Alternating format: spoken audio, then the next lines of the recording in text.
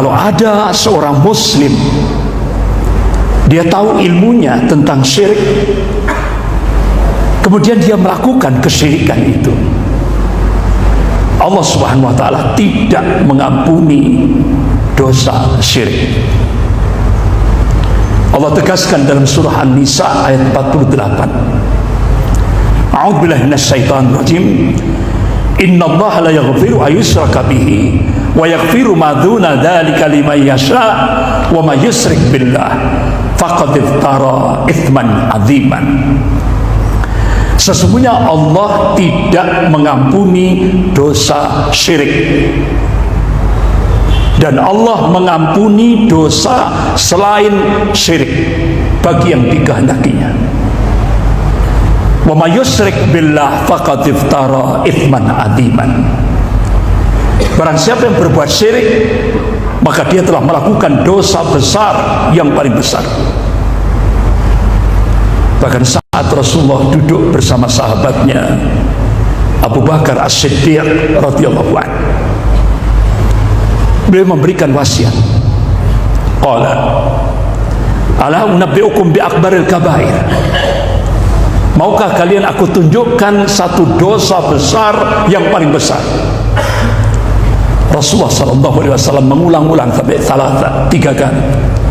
Qala al-israku billah, al-israku billah, al-israku billah. Ini hadis sahih rawahu Bukhari wa Muslim. Bahkan Allah tegaskan dalam surah Az-Zumar ayat 65, A'udzubillahi minasyaitonir rajim, la in asyrakta la yahbatana 'amaluka wa la takunanna minal khasirin. Barang siapa yang berbuat syirik, hapuslah amal-amalnya, sholatnya, puasanya, zakatnya, hajinya, umrohnya, bangun masjidnya, ibadah sosialnya, hapus. Wa huwa fil akhirati minal khasirin. Di akhirat nanti termasuk orang-orang yang khusrin, rugi di akhirat, tempatnya neraka jahanam. Orang syirik itu bid'ah itu digantung timur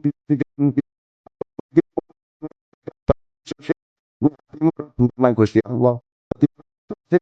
Mergo syirik mergo software Allah. Syirik itu software. Bid'ah itu software, bukan hardware, dan tidak bisa dilihat dari hardware-nya. Artinya saya menyampaikan bahwa ora patut blas para kiai ku mengatakan sarak syirik, sarak ujung-ujungnya kiai ku ngoleh tangan. Kiainya selagi di Indonesia itu jangan mengucap syirik, musyrik itu boleh, namun dalam internal para pemuka agama dan para santri-santri khusus. Manakala diceramahkan di depan gitu loh, ya anak kecil gitu loh, anak kecil itu mendengarkan.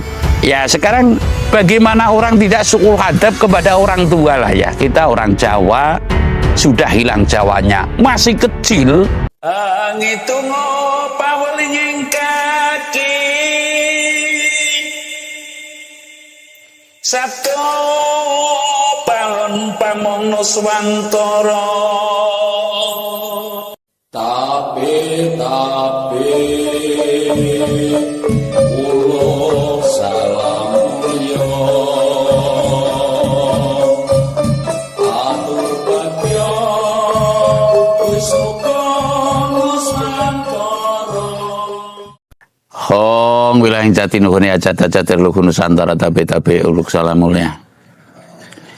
Bangsa ini ya, bangsa yang kita cintai secara bersama, saling tolong, saling asah, saling asuh, saling asih, saling bahu-membahu, gotong royong, saling menghormati, saling menjunjung tinggi, berat sama dipikul, ringan sama dijinjing, dan lalu dibatasi oleh itu gereja, berarti orang Kristen.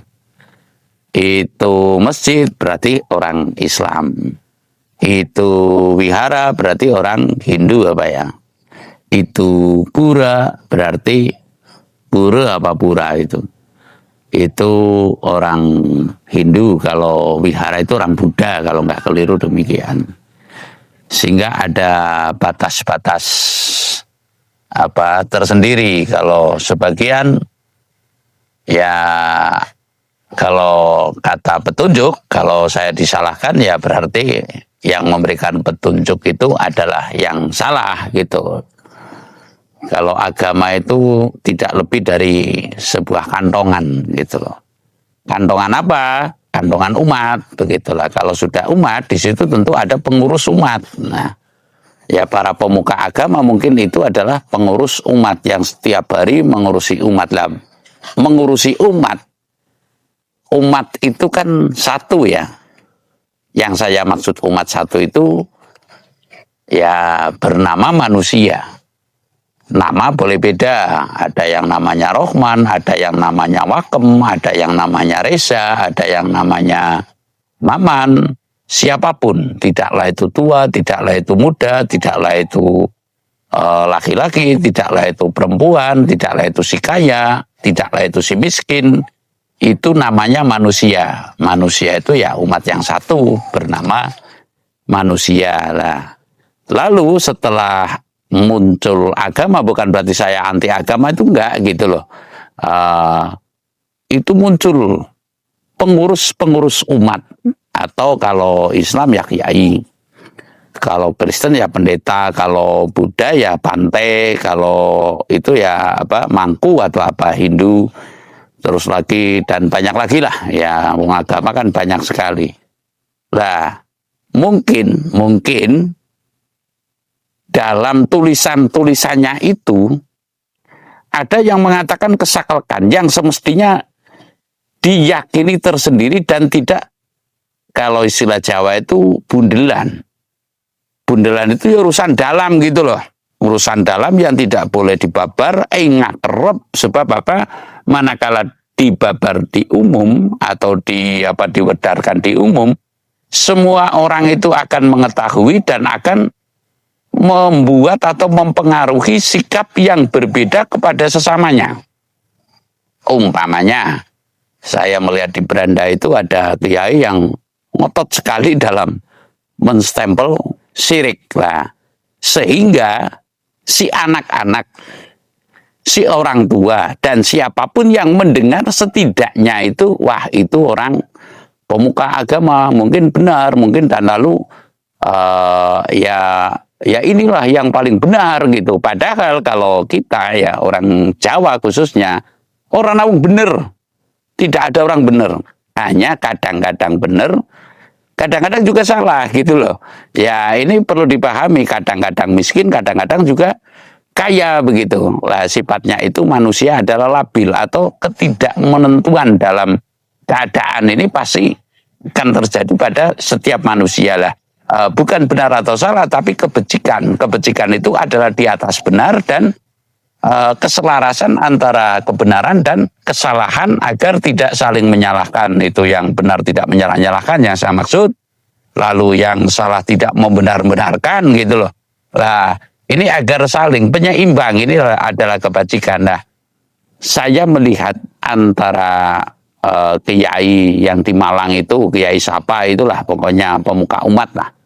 Ya pemuka agama itu menyoroti kata syirik yang sekarang dibungkus dengan kearifan lokal dan lalu dibungkus lagi dengan kata-kata wisata dan lalu dibungkus lagi dengan kehadiran para pejabat gitu loh. Nah ini Nusantara, ini bukan negara agama, itu perlu diketahui. Dan satu sisi menurut saya Cak Nun itu adalah ya kebenaran yang nyata, kesungguhan yang nyata bahwa saya seyogianya selagi di Indonesia itu jangan mengucap syirik, musyrik.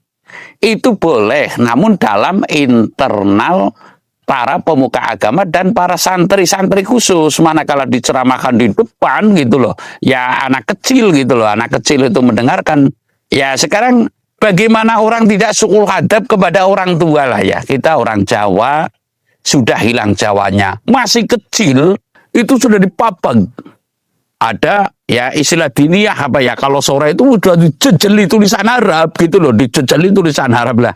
Sehingga kita itu budayanya hilang sama sekali lah. Masa kita suruh kayak orang Arab, ya hidup di Arab saja gitu loh. Artinya orang Arab juga belum tentu benar, belum tentu ngepasi maksudnya dalam sikap, tindak tanduk, etikanya gitu loh. Jadi kalau yang seperti itu, Pak Kiai siapa itu yang di Malang, ya seyogianya itu tidak dibabar ngakerep. Dan yang saya tahu, semua itu adalah haknya Tuhan Yang Maha Esa. Artinya syirik yang saya tahu itu ada afnaliyah, perwujudan, ada hauliyah, ucapan, ada hakikiyah. Lah hakikatnya saya yakin di Indonesia itu ranah wong syirik gitu loh. Artinya semua itu mengakui adanya Tuhan Yang Maha Esa. Bahkan maling mengakui ke Tuhan, adanya Tuhan Yang Maha Esa. Itu di Indonesia lah terbukti sampai Ngagem Aji Joyo Kawijayan, Welut Putih dan sebagainya lah. Cuma ini adalah patrap yang keliru, yang tidak diperkenankan lah. Artinya dengan meyakini adanya ini berarti meyakini adanya Tuhan Yang Maha Esa lah. Mengenai haji keliru, tapi manakala tidak digunakan pula ya untuk melindungi anak cucu kerepotan. Jadi sesuai dengan zamannya lah. Kalau sesuai dengan zamannya dan sesuai dengan wilayahnya. Artinya saya menyampaikan bahwa wis ora patut-patuta blas para kiai ku mengatakan sarak sirik sarak, ujung-ujungnya kiai ku ngoleh tangan. Tidak usah munafik gitu loh, tidak usah munafik ngedegna pondok, ujung-ujungnya ya kok ngoleh tangan. Dan bahkan sekarang ya digelontori oleh pemerintah, bahkan ngemisnya agama itu tidak cuma ke masyarakat, tapi juga ke pemerintah gitu loh. Anggaran NU berapa, anggaran Muhammadiyah itu berapa lah. Ini ya kita perlu introspeksi bahwasanya kowe ora kaya maskin celing-celing gitu loh. Tidak ya ora apik banget kelakuanmu gitu loh. Ya tanya dibiayai oleh pemerintah. Kadang-kadang kalau nggak dibiayai bikin tentara agama terus melawan. Nah ini kan hal yang tidak ngepasi. Jadi orang nggak usah muluk-muluk. Bangsa ini sudah sejahtera sebelum Kanjeng Nabi lahir gitu loh. Artinya sebelum Kanjeng Nabi lahir sini sudah ada peradaban gitu loh. Terus Kanjeng Nabi lahir ya Salokan Negara kan sebelum Kanjeng Nabi lahir. Terus Kanjeng Nabi lahir ngepasi Putri Sima. Jadi orang sabada muluk-muluk, sing penting bangsa ini bisa gemah ripah lo jinawi kertototo turaharjo ya. Ya kalau mau seperti itu ya buktikan. Artinya buktikan itu ya kemandirian agama dibiayai oleh Arab gitu loh. Jangan atau dibiayai oleh Israel umpamanya loh. Nggak usah munafik kita. Semua itu mengeksploitasi dari ajaran-ajarannya begitu loh. Jadi mohon maaf semaaf-maafnya, saya tidak ada kandungan benci dan apalagi jahat sedikit pun nggak ada. Namun saya mohon dengan hormat para kiai yang bergeduk monyor-monyor seperti itu, ya nggak usah seperti itu. Kalau mau bercerita seperti itu dengan keluarga, dengan santri yang itu urusan internal. Intinya saya berharap kata-kata musyrik syiriki jangan terlontar. Artinya sama juga mendoakan bangsa ini sudah tidak karu-karuan begitu loh. Artinya nggak karu-karuan ya tidak punya kecelan iman. Toh kamu makan di bumi Nusantara, lalu minum di bumi Nusantara. Boleh santri ya tidak ada santri yang dari Arab lah. Santrinya santri Indonesia begitu loh. Jadi intinya wis maklum wong urip ki ya sing wajar-wajar saja, tidak usah berlebihan. Intinya bangsa ini jelas tidak ada kata syirik manakala tidak ada agama Islam. Musyrik, syirik nggak ada, gitu loh.